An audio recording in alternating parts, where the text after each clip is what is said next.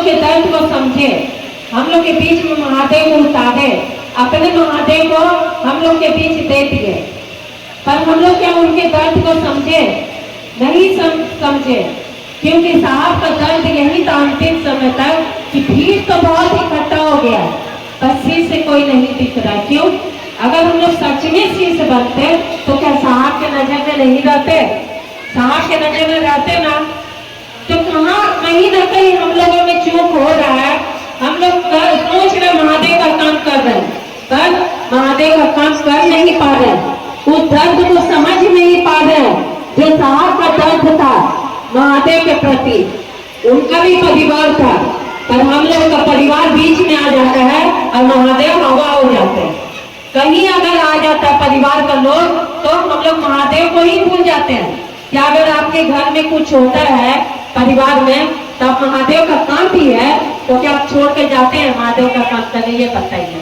बोलते क्या करें? साहब ही बोले कि हम लोग को सब कुछ लेके चलने के लिए, पर हम लोग के ऊपर है कि हम लोग इसको चुने, महादेव को चुनेंगे या परिवार को चुनेंगे। और एक बार समझना पड़ेगा कि ये परिवार एक दिन छूट जाएगा पर महादेव कभी नहीं छूटेंगे।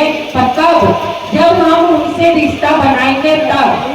पर हम उस हिसाब से रिश्ता नहीं बना रहे हैं, हम लोग चर्चा तो कर रहे हैं, चर्चा में तो जा रहे हैं, पर मन में कोई ना कोई मनसा लेकर जा रहे हैं कि ये पूरा हो जाए, वो पूरा हो जाए। पर शीश बनने के लिए हम लोग चर्चा में जा रहे हैं, हम लोग चर्चा कर रहे हैं शीश बनने के लिए। कहते हैं कि शीश बनने के लिए चर्चा करो, शीश बनने के लिए दया मांगो, नमः शिवाय भी करो, शीश बनने के लिए। तीनों सूत्र हम लोग को शीश बनने के लिए मिला है, पर हम लोग से कहीं ना कहीं चूक जरूर हो रहा है। इसलिए सबको अपना अपना थर्मामीटर मिला हुआ है, सब अपने थर्मामीटर जमा किए कि क्या हम शीश बनने के लिए चल रहे हैं। क्योंकि कहते हैं कि हर रिश्ता में दर्द होता है, हमको हर रिश्ते में दर्द महसूस करो ना, ये मेरा बेटा है, मेरा घर है, मेरा पति है, हर के लिए दर्द हो रहा है। पर क्या महादेव के लिए दर्द हो रहा है? अगर दर्द हो रहा तो कहते हैं मीरा की तरह दीवानी हो गए, हर जगह गली गली हम लोग घूमने लगते हैं और महादेव महादेव करते रहे तब होगा। पर हम लोग कहीं ना कहीं चूक जाते हैं, पूरा तरह से खड़ा उतर नहीं पाते। कहते ना सोना बनने के लिए पूरा तरह से खड़ा होना पड़ता है, नहीं तो पीतल बन जाइएगा। साहब पारस पत्थर है, कहते ना कि पारस पत्थर सबको बनना है, जिसमें सटेगा। पारस पत्थर क्या होता है जानते हैं? जो लोहा को भी सोना बना देता है, जिसमें सटेगा वो सोना बन जाएगा। तो हम लोग ऐसा शीश रहे जो जिसको भी बताएंगे उस शीश की राह में चले। शीश बन जाए नहीं, वो सच में शीश बन जाए। सिर्फ घोषणा करने से नहीं होगा दीदी, हम लोगों को हम लोग घोषणा कर देते हैं पर फिर लगता है कि चलो मेरा काम हो गया, उससे मेरा काम नहीं होगा। साहब कहते कि हमको शीश दो, घोषणा करने से वो शीश बन जाएगा। हमको इसलिए भी दया मांगना पड़ेगा कि वो सचमुच महादेव की तरफ चले और महादेव के उसके दिल में बस जाए। इसलिए कहते हैं कि ऐसा बात बोलो कि उसके अंदर आवेश पैदा हो जाए। आवेश कैसे पैदा होगा? जब मेरे अंदर आवेश रहेगा तब। अगर मेरे अंदर आग रहेगा तब, मेरे अंदर आग है तभी तो हम जला पाएंगे। कहते ना कि एक जला हुआ दीपक, एक मोमबत्ती जला हुआ रहेगा तो हजारों को जला देगा। अगर एक बुझा हुआ एक भी नहीं जलाएगा, जलाएगा? एक बुझा हुआ जला सकता है? नहीं। तो मेरे अंदर अगर आग है सच में तभी तो हम आग लगा सकते हैं ना। कहीं कहीं देखिए भीगा हुआ भी लकड़ी मिलेगा। कहते ना सूखा लकड़ी में तो बहुत आग लग जाता है धधक के, पर गीला लकड़ी में लगा के देखिए। पर अगर महादेव की दया होगी तो यहाँ पर गीला लकड़ी भी सुलग जाएगा। पर मेरे अंदर वो चाहत होना चाहिए, वो आग ऐसा होना चाहिए, क्योंकि भक्ति में अगर भीगा हुआ भी लकड़ी डालेंगे तो वो जलने लगेगा कि नहीं जलेगा। भक्ति में अगर गीला लकड़ी को भी डालिएगा तो वो भी जलने लगेगा। तो हमको क्या बनना पड़ेगा दीदी? क्या बनना पड़ेगा? भक्ति बनना पड़ेगा। किसके लिए? शिव के लिए।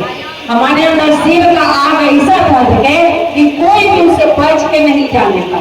हम जहाँ भी जाए वहाँ पर आग लगा दे शिव के नाम का, कि वो वो शिव की ओर चलने लगे, तभी तो शिष्य बनेगा ना।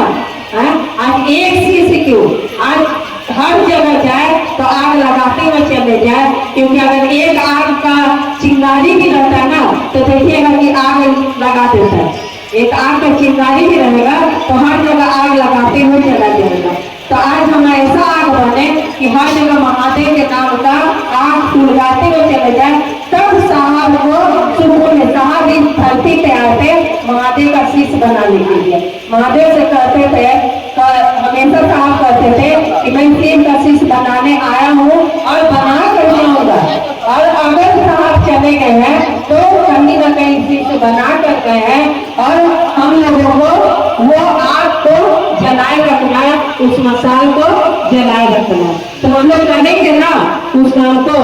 अभी तटस्थता का बात हो रहा था, तो देखिए दीदी, अगर एक बच्चा होता है तो उसके लिए दर्द होता है, प्रेम होता है कि नहीं होता है? तो प्रेम करने के लिए कोई पैसा नहीं लगता है, पर जैसे जैसे बच्चा बड़ा होगा तो उसको दूध का व्यवस्था करना पड़ेगा, उसको खिलौना का व्यवस्था करना पड़ेगा, और बड़ा होगा तो उसको स्कूल का व्यवस्था करना पड़ेगा, किताब कॉपी खरीदना पड़ेगा। तो उसके लिए क्या चाहिए? पैसा चाहिए ना। प्रेम से तो उसको खरीदा ही नहीं जाएगा, उसके लिए पैसा चाहिए। तो आज देश शिव का इतना बढ़ गया है कि आज बोले ना कि ज्यादा की जरूरत नहीं है, बस 1-1.5 हम खर्चा करेंगे और उसमें आगे बढ़ेगा। अब महादेव का काम आगे बढ़ेगा, जहाँ तक हम लोग नहीं जा सकते तो उसी पैसा से महादेव का काम आगे बढ़ेगा। तो क्या हम लोग चाहते नहीं है कि आगे देश विदेश में ये काम बढ़े? चाहते ना। तो उसके लिए क्या सदस्य बनना पड़ेगा। और आज ये पुस्तक भी जरूरी है। हम लोग बहुत आज तक रामायण पढ़े, भागवत पढ़े ना, सबके घर में रामायण मिल जाता है। तो ये भी कोई भागवत और रामायण से कम नहीं है, ये भी एक महत्वपूर्ण ग्रंथ है जो आने वाले पीढ़ी को ये बताएगा कि शिव गुरु। देखिए ये दोनों पुस्तक सबके घर घर में होना चाहिए। ये बताएगा, हम लोग चले जाएंगे, हम लोग के पहले किसी को पता था कि शिव गुरु है? हम लोग के पूर्वज को नहीं पता था, पर आने वाला युग जो होता है ये पुस्तक रहेगा, हमारी पीढ़ी पढ़ेगी। ये पुस्तक हम लेके नहीं चले जाएंगे, हम लोग धरती से चले जाएंगे एक दिन, पर पुस्तक लेकर नहीं जाएंगे। ये कहाँ रहेगा? मेरे घर में ही सुरक्षित रहेगा। तो जो भी रहेगा वो आने वाला पीढ़ी पढ़ेगा इसको, तो जानेगा कि शिव गुरु है। हम लोग नहीं भी बताएंगे तो ये पुस्तक बता देगा कि शिव गुरु है। हम लोग को जो साहब के अलावा कोई नहीं बताता कि शिव गुरु है। आज ये पुस्तक हर किसी को, आने वाले जितने भी पीढ़ी है सबको पता चलेगा कि शिव गुरु है। तो ये धरोहर हुआ ना हमारे लिए, तो सबके भले ही पढ़ना नहीं जानते हैं पर घर में रखना सबको, कि आगे आने वाली पीढ़ी को पता चले कि शिव गुरु है और वो भी शिव की ओर चले।